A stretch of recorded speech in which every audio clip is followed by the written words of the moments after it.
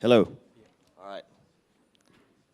Hi, everyone. My name's Melvin Chen. I'm the CEO and founder of Care AI. About 14 months ago, we started the company on a journey to address what I think is one of the biggest problems facing healthcare, which is admin burden. Just to give you a sense of the magnitude of the problem at hand. Say, let's take the US market. And there's two analogies we can draw to see the size of the problem. The US market, on aggregate, spends $4 trillion on healthcare per year. Of that, $1.3 trillion is associated with admin burden. A lot of that is humans putting data in and out of databases. Now, when I got to Australia, I noticed, actually, I thought that number can't be true. But then when I looked at the primary care market, the GP market, which we now play in, I realized that actually it is the case. Because when you go to see a GP, of the billings that you pay the GP, a third of it, or maybe a little bit more, goes to the GP practice. And the GP practice, what do? They do all the admin. All the admin that enables the doctors to operate. So that's the problem that we're solving. So the real issue that causes this problem is that currently it's all human, it's all manual. So you have receptionists when you go in, and you see the receptionists, all they're busy working away. And they're working away on these tasks. And at very high cost, because you have something called minimum wage, you have to pay people for a day's work.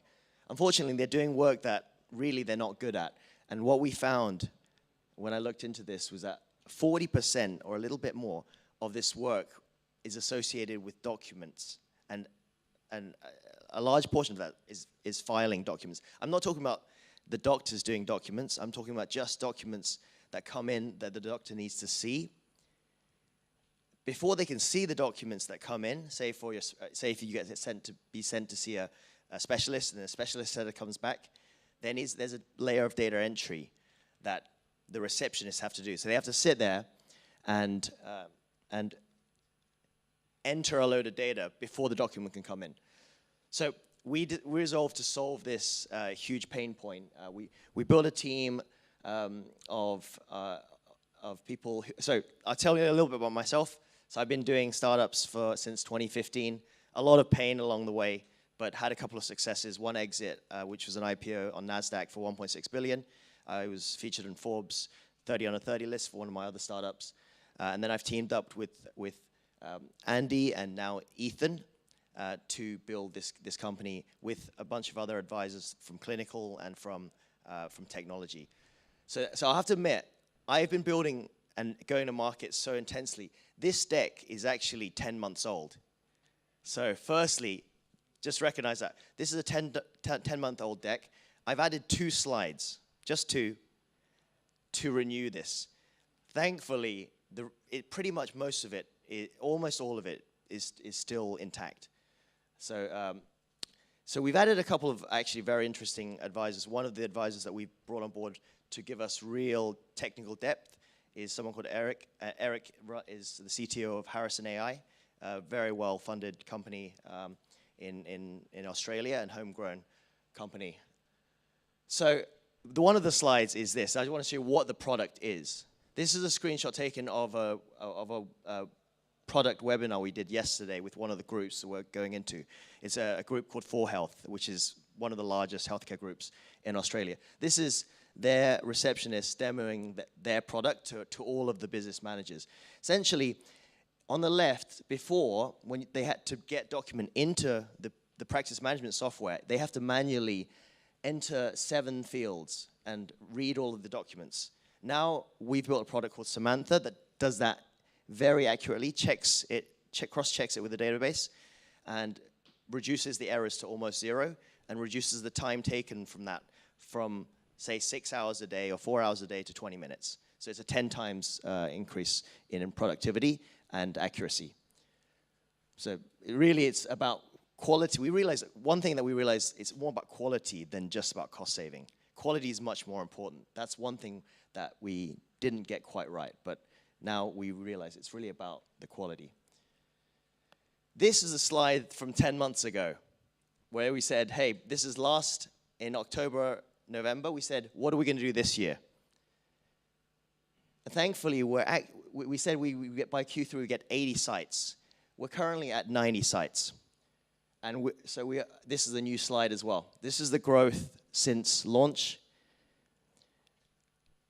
I don't know how we did this, but we grew at 164% week on week for the last 17 weeks. And we're now at an ARR of 450K with 0 churn. So that's really what I've been spending all the time on, is just once we hit product market fit. There's actually I should have put another video of the receptionists dancing as they were using our product. That was the really other one. They currently pay between 5K and 15K for our product, and it's based on number of doctors. It's a huge market, as I said. It's $1 trillion market. In Australia, I think admin in GP land can be a $200 million TAM, not a $50, $100 million. And the reason is we're substituting human labor. We're not going for the budget for software. We're going for the budget for, hey, we can now run a big practice with 3 people instead of 8, 10 people. So that's what we're going for. It's a huge market. We're growing. I think we're probably the fastest growing B2B AI company in healthcare by quite some way. We monetize extremely efficiently. And that's just our first agent. We're now releasing Veronica for voice, a lot of other agents that we're developing. And as the groups come on, I think I'll be very disappointed if we don't hit 1.5 million of revenue before the end of the year. And so, and this has all been, so far we have a very lean team, 6 people, and we'll be growing that as we continue growth. So that's it. Thanks for listening to my presentation.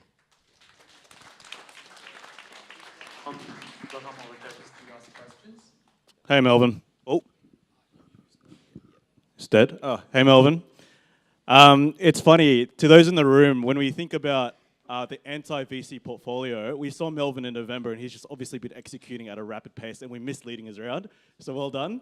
I guess I'll just throw you a softball because you're a mate. How do you plan on increasing your ACV from, let's say it's now at 6K, how do you plan on getting from that to 20 to 30K across all the clinics in Australia? Yeah, look, we don't know exactly, but we do know there are a lot of problem statements in GP admin around how they interact with patients, how do they communicate healthcare information. So that's one big problem statement. How do you also figure out what services to provision? And so that essentially there's going to be an AI-powered CRM opportunity. There's going to be a super app opportunity. There's going to be booking voice, which I think is actually less big than other people think. There's probably some opportunities in sort of scribe land, which is currently very overhyped. But essentially there's a lot of opportunity to get towards. We may even get beyond 30. I mean, some of our customers are already paying us 15K. Thank you, Melvin. So this is also a very competitive area, like the previous one. My question probably is around. So 2 questions. So firstly, what do you mean it's a competitive area? So we attended a conference. Let me finish. Let me finish that. So first, when I say competitive, means lots of people actually playing in this area. Okay. Which area are you talking about? In the GP AI automation area.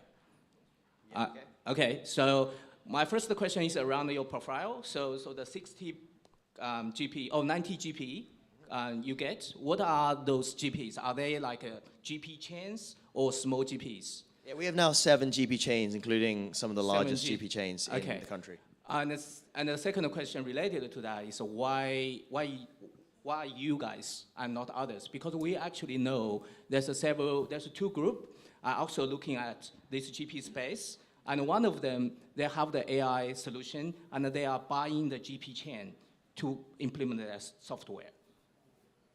So I just want to understand, so you say it's competitive. I think AI automation in general is competitive, but we found a niche where we had now realized, and that's why we've been growing so fast.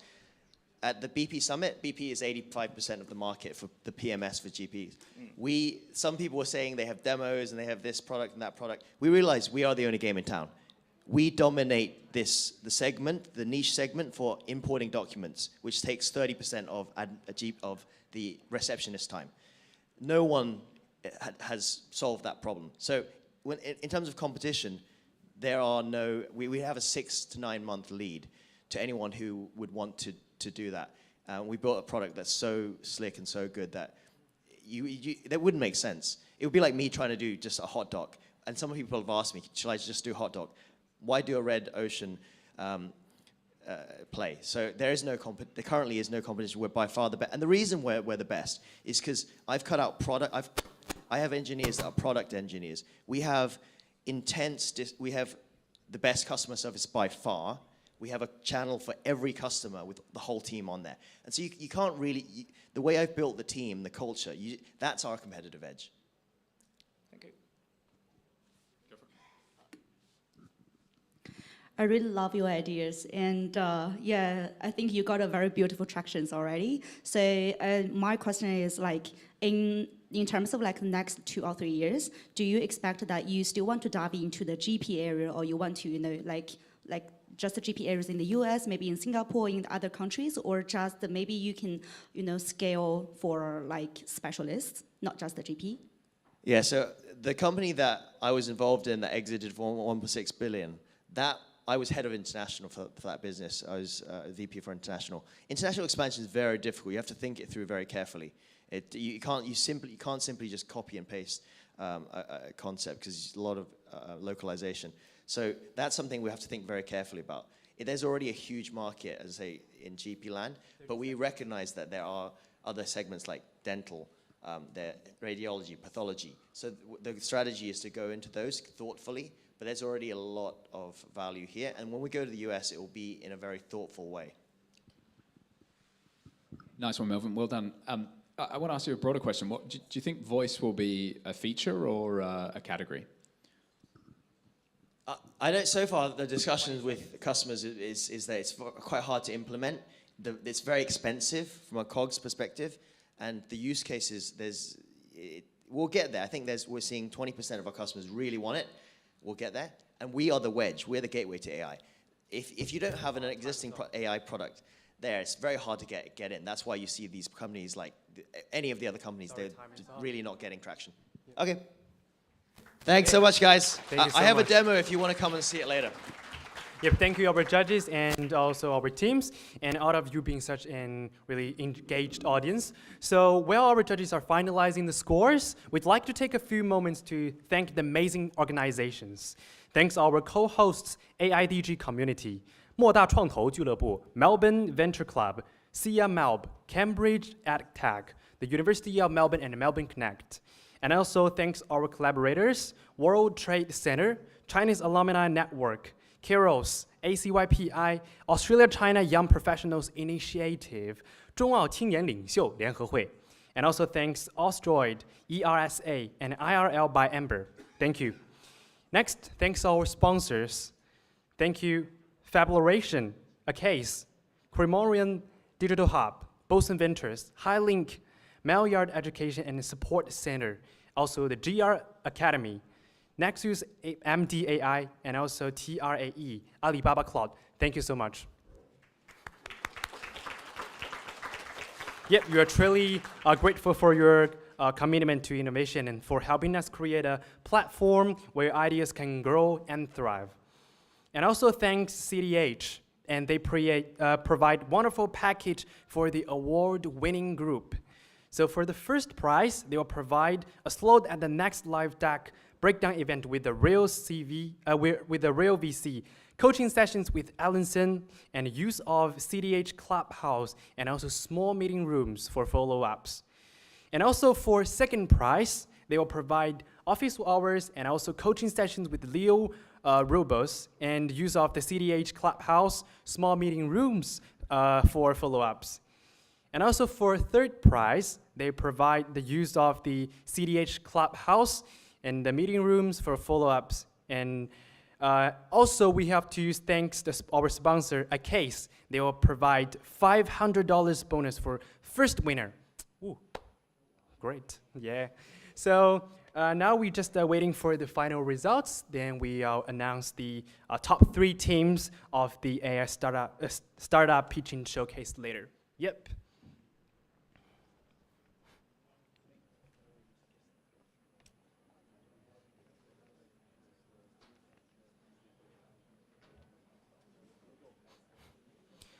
So now we're still waiting the results. I really enjoyed the presentations and also our judges, the questions. Do you have any other questions? And then you can maybe also communicate and chat with our team and also our judges. Thank you.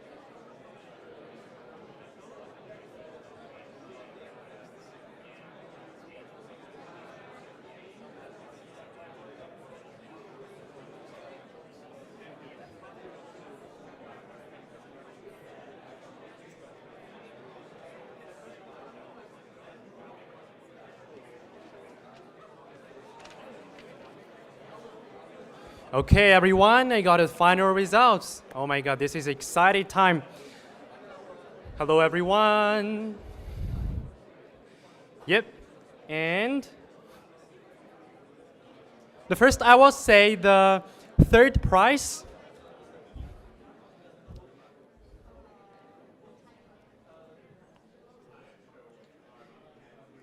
Okay, so the first, I will say the third prize is Archiva AI.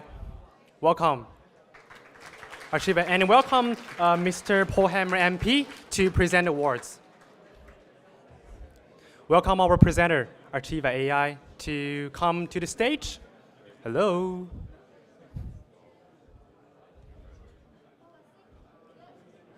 Oh, he left? Archiva AI.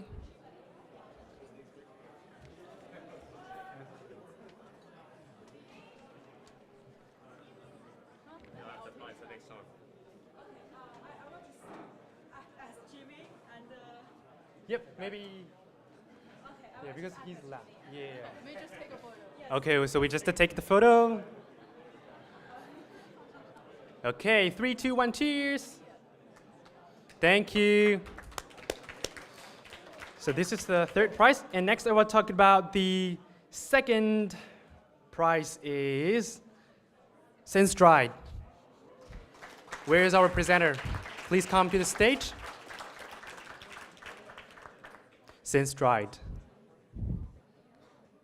Perfect. Okay. Congratulations. We take a pictures. Yep. Where's camera? Okay. 3, 2, 1. Cheers. Perfect. Okay.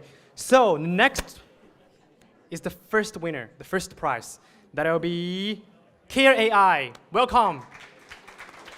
Yep. And to present awards.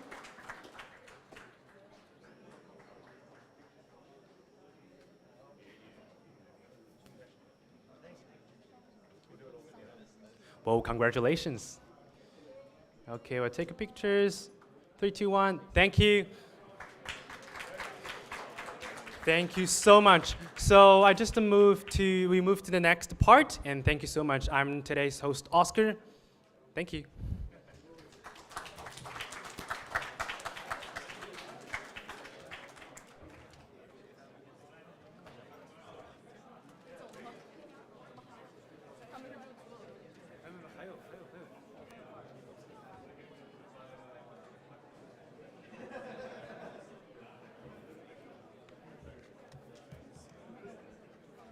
Oops.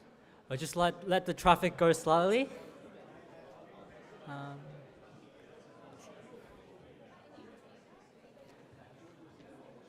Thank you all for the patience, and thank you all for watching the AI pitching competition we inserted.